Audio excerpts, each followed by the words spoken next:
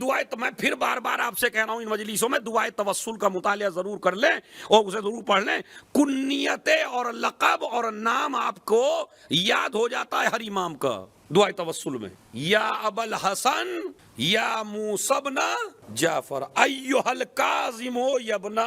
تو اگر آپ یہ جملہ یاد کر لیں گے خود ہی آپ کو پتہ چل جائے گا نام موسیٰ ہے، لقب کاظم ہے، کنیت ابو الحسن ہے. یعنی جو مولا کائنات کی کنیت ہے ابو الحسن، وہی کنیت ہے ہمارے 7ویں امام کی. تو نام ہے موسیٰ، لقب ہے کاظم. 3 لقب امام کے بڑے مشہور ہیں. ہمارے اس امام کے 3 لقب ہیں. ایک لقب ہے العبد الصالح، اللہ کا سب سے نیک بندہ. العبد الصالح، اللہ کا نیک بندہ. یہ عبد الصالح بھی امام کا ایک لقب ہے.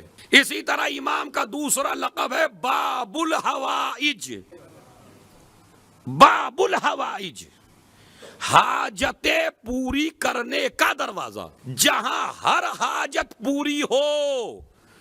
اب میں ماشاءاللہ میرے حساب سے جتنے لوگ آئے ماشاءاللہ بہت اچھے آ گئے. تو اب جملہ آپ سنیے اور ایک ایک آدمی سے توجہ چاہتا ہوں چونکہ بڑا عشق امام آپ کو یہاں کھینچ کے لایا ہے. تو جملہ سنیے. اور وہ جملہ کیا ہے؟ باب الحوائج، حاجتوں کا دروازہ. دیکھیے آپ نے آزاد لوگوں کو حاجتیں کرتا ہوا بہت دیکھا ہے، لیکن جو قید میں رہ کے دنیا کو آزاد کر دے، جو قید میں رہ کے دنیا کو آزاد کر دے، جو قید میں رہ کے خلق کو آزاد کر دے، اسے امام موسی کاظم علیہ الصلوۃ والسلام کہا جاتا ہے. خود 14 سال تو سب نے لکھا، 14 سال قید میں رہے امام علیہ الصلوۃ والسلام. 14 سال یہ کہنے میں بڑا آسان ہے، قید میں رہے مگر باب الحوائج رہے. جس کو کوئی پریشانی ہوتی امام کے پاس آتا، حاجت پوری ہو جاتی. امام سے دعا کرتا، حاجت پوری ہو جاتی. خود خطیب بغدادی، علماء اہل سنت ہمارے بھائی کے بڑے مشہور عالم ہیں، انہوں نے لکھا اپنی کتاب میں کہ جب بھی مجھے کوئی پریشانی آتی تھی تو میں روزے جناب امام موسی کاظم علیہ السلام پہ جاتا تھا، اپنی پریشانی کا ذکر کرتا تھا، میری ساری پریشانیاں دور ہو جاتی تھی. وہ لکھتے ہیں. اور بعد میں انہوں نے ایک واقعہ لکھا کہ ایک عورت کے ایک ہی بچہ تھا، وہ قید کر لیا گیا، بادشاہ نے قید کر لیا. اب جب قید ہو گیا وہ بچہ، ماں کو خبر دی گئی تیرا بچہ قتل کر دیا جائے گا، قید میں چلا گیا. رونے لگی، گڑ گڑانے لگی، اپنے گھر سے نکلی روزے امام کاظم علیہ الصلوۃ والسلام کی طرف، باب الحوائج کے روزے کی طرف چلی.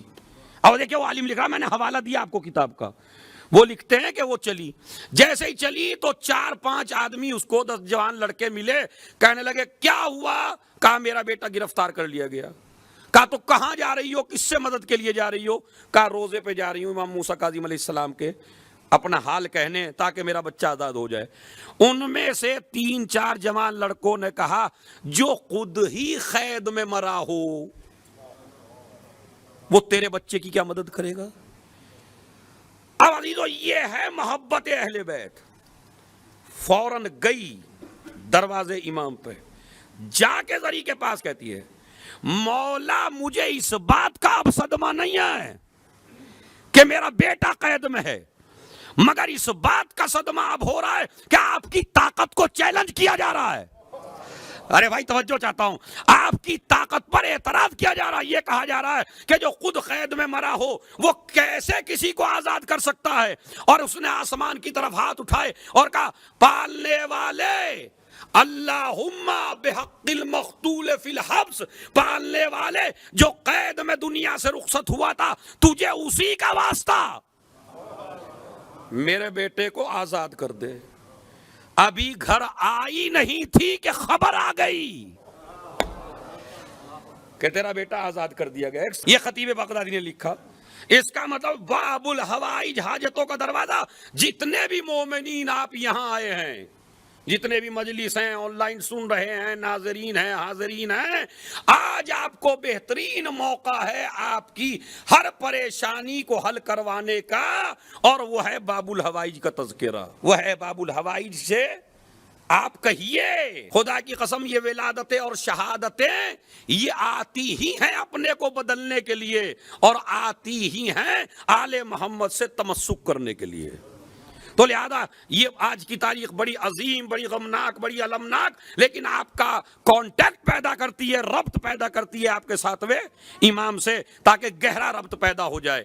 اور امام شافعی نے کہا کہ التریاق المجرب، ان کا روزہ سب سے زیادہ مفید، سب سے زیادہ فائدہ پہنچانے والا، ہر پریشانی کا حل ہے۔ اسی لیے کہتے ہیں باب الحوائج۔ اچھا دیکھیے، یہ بھی کمال کا مسئلہ ہے، خدا کی قسم اس کو آپ محسوس کریں۔ جناب عباس کے بھی دو لقب ہیں، ایک عبد الصالح، ایک باب الحوائج، اور اس امام کے بھی دو لقب ہیں، باب الحوائج اور عبد الصالح۔ تو اسی طرح تو یہ ہمارا امام باب الحوائج ہے۔ بلکہ ایک دفعہ تو یہ ہوا تھا، جب زیادہ منتیں پوری ہونے لگیں اس امام کے روزے سے، جو بھی جاتا اسی کی حاجت پوری ہو جاتی، تو دشمنوں نے ایک دفعہ سنا کہ ہر جو بھی جا رہا ہے شفا پا رہا ہے، جو بھی جا رہا ہے شفا پا رہا ہے۔ انہوں نے ایک آدمی کو معین کیا، ارے بھائی یہ ہمارے جو مزار بنے ہیں، یہ جو ہمارے، ان سے کیوں شفا نہیں مل رہی ہے کسی کو؟ سمجھ رہے ہیں؟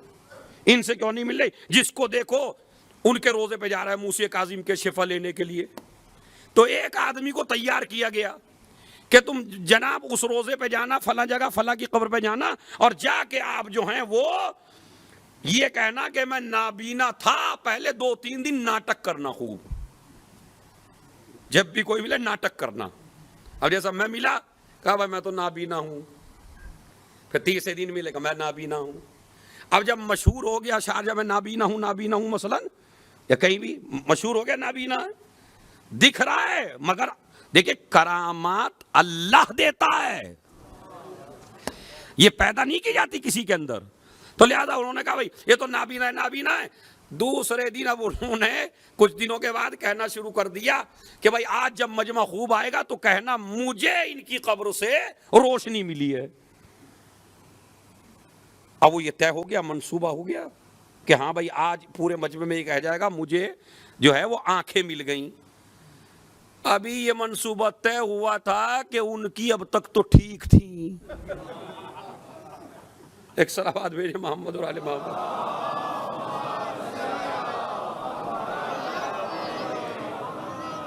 وہ آنکھیں چلی گئیں، اور کہتا بھائی اپنا پیسہ الگ رکھو، میری تو آنکھیں چلی گئیں۔ ان کی بھی ٹھیک ہوئی تو پھر اسی دروازے پہ آ کے بات سمجھ رہے ہیں؟ یہ ہے باب الحوائج۔